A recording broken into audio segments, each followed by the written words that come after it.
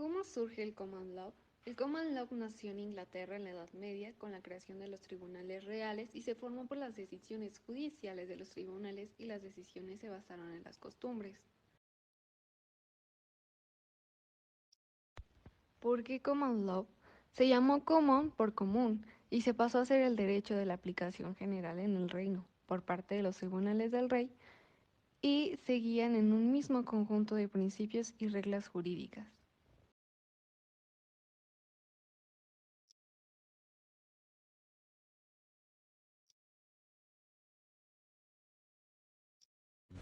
Periodo anglosajón. En el comienzo de las edades históricas habitaban en el país hombres de raza celta, los cuales desarrollaron pequeños estados tribales que fueron conquistados por los romanos a mediados del siglo I después de Cristo, en la época en que se gobernaba el emperador Claudio. Los romanos dominaron durante 4 siglos, pero a principios del siglo V las legiones romanas abandonaron la isla. A pesar de los 4 siglos de dominación, los romanos únicamente dejaron una pequeña marca de su paso por la isla. El derecho romano tampoco dejó huella en las instituciones jurídicas de la isla. Desapercibida la dominación romana, Inglaterra fue invadida por los anglos, sajones y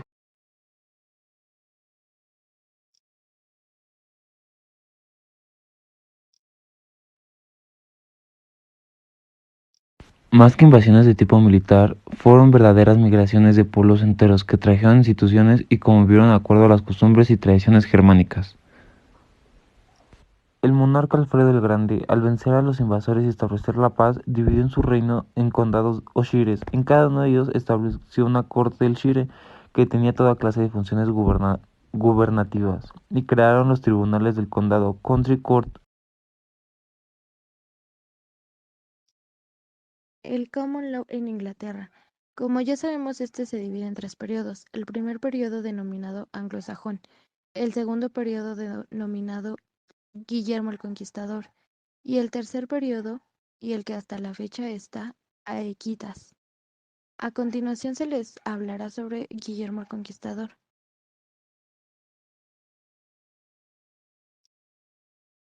Guillermo el Conquistador fue nombrado el rey de Inglaterra, iniciándose así una nueva era en el país, ya que el monarca comenzó a gobernar asistido de un cuerpo colegiado llamado Curia Regis, o mejor conocida como Corte del Rey.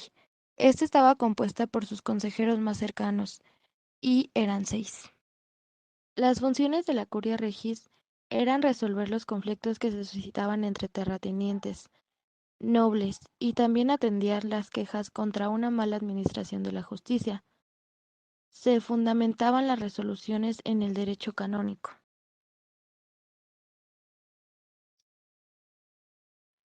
Al comienzo de este gobierno, las cortes del condado subsistieron, es decir, que desaparecieron, y ahí aparecieron las cortes señoriales.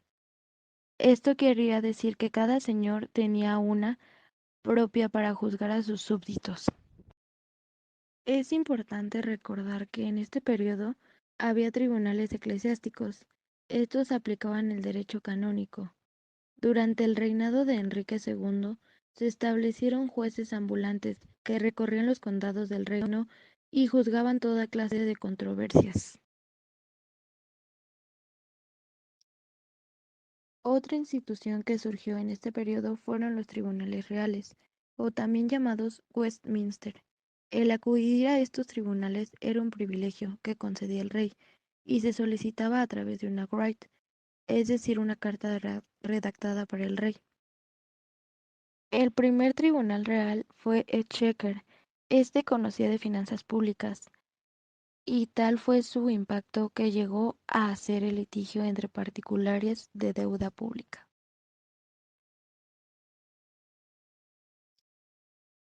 Después se crea el tribunal real llamado Common Pleas. Este fue llamado así porque comprendía de pleitos comunes y litigios civiles.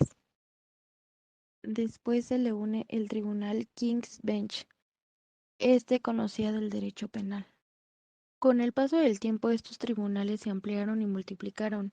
Así formaron la organización del Poder Judicial británico. Al paso del tiempo surgió la Carta Magna en el año 1215, en la cual se establecieron deberes del rey. Esta fue firmada por Juan Sin Tierra, hijo de Enrique II. El firmar a esta carta realmente no sirvió de mucho, ya que no la respetaron y no cumplieron con los deberes del rey. Debido a esto surgen las nuevas Grays, estas dejando de ser un orden del rey para convertirse en un mandato del juez, debido a todas las violaciones de los derechos que había en ese tiempo. También surgen los yearbooks, estos también eran conocidos como anuarios. Estos eran resúmenes de los procesos más importantes de cada año. Cuando los tribunales reales dictaban una sentencia, esta se registraba en el anuario.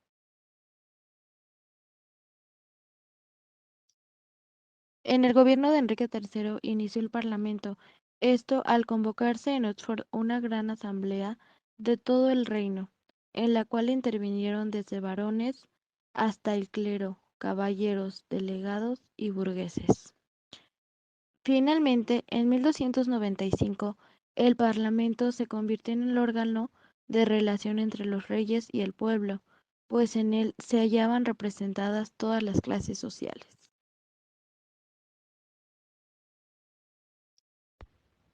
Equitas. Conforme iban aumentando las demandas de los particulares, este sistema de emisión de WIT se hizo insuficiente y el remedio se encontró en otra de las grandes instituciones inglesas, la Equity. Ante la reclamación de injusticias nace la Equity en el siglo XIV, cuando los particulares no pudieron obtener justicia de los tribunales reales o tribunales del common law. De esta manera, los particulares llevaban sus quejas directamente con el rey. La tarea de determinar la resolución más justa, la equitativa, equitable. En la equity se tomaban en cuenta las circunstancias especiales del caso y sobre todo se tomaban más la intención que la forma. Entonces podemos decir que la equity es un sistema judicial de influencia canónica romanística. La equity nació como una rama complementaria de los tribunales del common law para remediar situaciones que este último no podía. Por su carácter más rápido y formal, fue incapaz de resolver, por ejemplo, ante casos con el trust. No olvidemos que el common law es un derecho basado en la costumbre legal y por lo tanto la evolución propia del derecho obliga a recurrir ante el rey, delegado este posteriormente en la figura de los cancilleres. La equity no surge de manera independiente, sino apoya al common law. Son realmente complementarios. Historieta.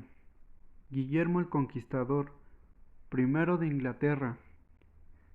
Guillermo el Conquistador, como primer rey de Inglaterra, es de un origen normando, con un reinado que él extendió desde 1066 hasta su muerte de 1086. De acuerdo con esto, seguimos a lo siguiente, en que Guillermo el Conquistador, ¿qué hizo? Él desencadenó una batalla en tomar el curso de la historia. Fue el 14 de octubre en la que él pudo ganar y lo coronaron como el rey de Inglaterra en el año 1066. Es uno de los más importantes, de acuerdo en su historia, de la Gran Bretaña. Él ocupó un lugar de las batallas más importantes. Él intentó invadir territorios de anglosajones. Datos importantes de Guillermo el Conquistador. Él fue un descendiente de vikingos. En el año 1035 fue el duque de la Normalidad con el nombre de Guillermo II. Fue el jefe de los vikingos. El que continuó con sus conquistas fueron terrestres, un guionista. Él extendió el periodo normal en su reino de Inglaterra. Él fue el hijo de Guillermo, Robert I. Lo conocían como el bastardo en Inglaterra. Otro dato curioso es que Guillermo en su teoría nos cuenta que él no pudo someter en tiempo de Escocia, y ya que en su reinado estuvo marcado por un temperamento belicoso, él no se casó y no tuvo hijos legítimos. A lo que llegamos a esto, en el que el momento de Elmer, Él nos cuenta que una flecha lo alcanzó. Él cazaba por la noche en un bosque de New Forest. En horas más tarde lo encontraron su cadáver los campesinos. Unos dicen que fue una causa fatal y uno un asesinato. El rey Eduardo, él pertenecía a Inglaterra, el que no cumplió con un juramento cuando ya se le había permitido el trono a Guillermo. En esto Guillermo él desató una batalla que transporta a la historia. Esa misma historia y en la misma época ya tenían señores normandos. Ellos se extendían con una influencia para sur de Italia y de Sicilia, una fuerza militar administrativa y normanda fundada por Guillermo. Era notablemente condenada por descendientes de Guillermo. Como podemos ver en esa historia, habían varones, en donde Normanda, en 1046, Guillermo ya era mayor de edad. Él fue una víctima, un intento de asesinato que eran en varones, él se negó a reconocerlo, el duque, pero él tuvo una noche que huyó hacia los balcones y atravesó una bahía, es donde se podía refugiar. Había un tipo llamado Joink.